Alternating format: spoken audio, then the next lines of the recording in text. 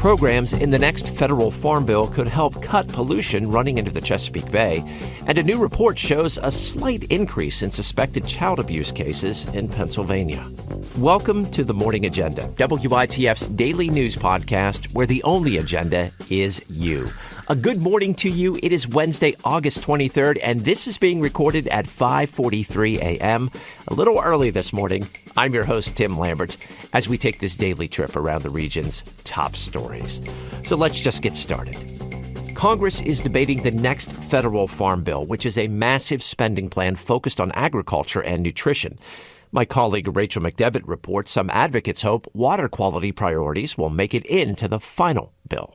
Agriculture is a big source of greenhouse gas emissions and pollution that impairs local waterways and the Chesapeake Bay.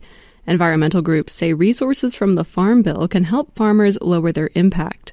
Harry Campbell with the Chesapeake Bay Foundation says this year's package needs to make help more readily available to small farms.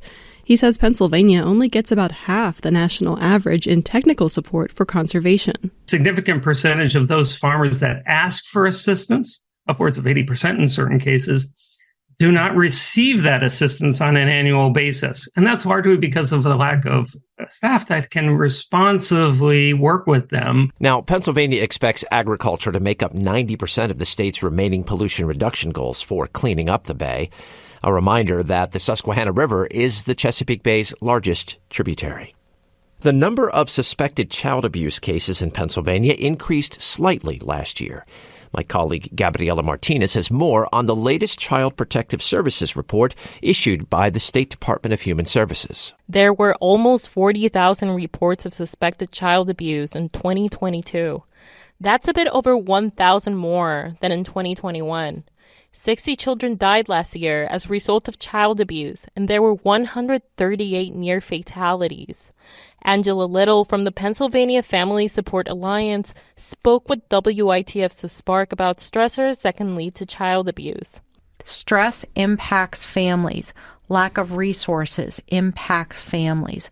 Lack of knowledge around child development impacts parenting. An absence of knowing good, solid, positive parenting skills impacts how children are raised. Now, Little says community members can be trained to help report child abuse or intervene if they see a family in a moment of crisis that could lead to violence. Michael Burnham, who was the subject of a manhunt in 2 states last month after escaping from the Warren County Prison, is facing more charges. Sydney Roach, with our partner WPSU and State College, has the latest information. A district judge ruled Monday there was enough evidence to move both cases, involving his escape and the original kidnapping case, forward to the Court of Common Pleas. Burham was already facing multiple charges, including kidnapping, assault, and burglary. Warren County District Attorney Robert Green brought 4 more kidnapping counts against Burham on Monday. Currently, he's being held in the Erie County Prison.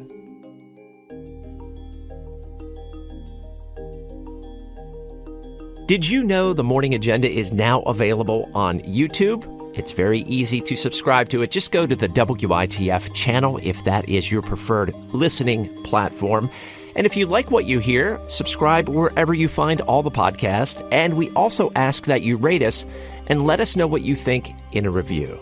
And I'm glad to be back in the hosting chair for the Morning Agenda today. I took yesterday off to attend a conference in Philadelphia with other journalists from across the country, and we just had some really robust discussions on community engagement. And community engagement is sort of a buzzword in the world of journalism. What does that mean? It means putting you at the center of our coverage and talking to you about what is important to you, and then looking into those stories ourselves. It's not just about us deciding what stories to cover. We want your input in what is important to you. And that's part of the reason why every day on the Morning Agenda, I go through all these news sites across the region to look for stories that could interest you, that could be something that your community may be impacted by, that you may be impacted by. So here's what you need to know today. Several small private colleges across the region are seeing an increase in enrollment this year. The Lebanon Daily News reports Lebanon Valley College's entire student body is expected to be at an all-time high of 1,648 students. That includes an estimated 480 first-year students and transfers. Now, just 3 years ago, that first-year student and transfer number was 465. York College is experiencing a 5% hike in enrollment, with its largest incoming class since 2018. It's made up of 775 first-year students and 150 transfers.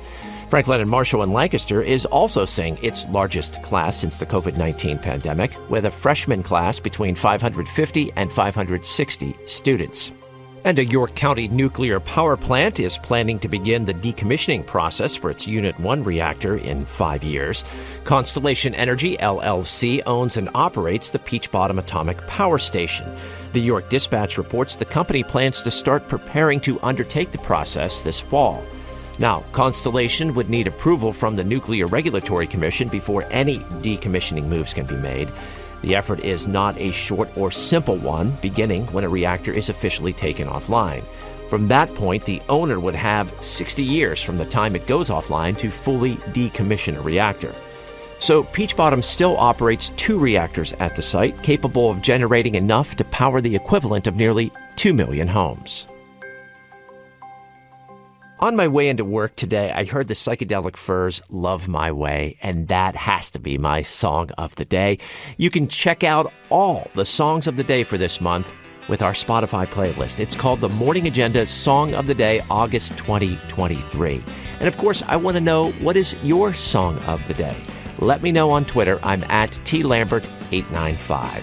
And that is going to do it for the Morning Agenda today. It's a daily news podcast from WITF, where the only agenda is you. I'm your host, Tim Lambert. Thank you so much for listening. Your company is always appreciated. Be well, enjoy the rest of the day, and we'll talk again tomorrow.